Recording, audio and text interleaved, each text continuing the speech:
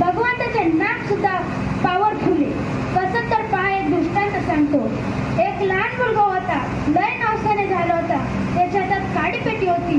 त्याने घराला आग लावून टाकली. मग भर दुपारी एका मोठ्या माणसाने पण पेटवली तरी तसं. पेटवण्याच्या काही ठिकाणी काही तुझा भाव आहे का? नाही ना. पेटायला ती पॉवरफुल वस्तू आहे. तसं भगवंताचे नाम सुद्धा एक पॉवरफुल आहे. ते कोणाच्या हातात दिलं तर त्याचा उपयोग नक्की होईलच.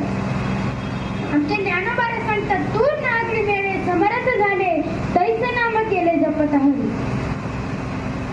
माऊली तिसरा दृष्टांत देतात, ना तरी दैवाचा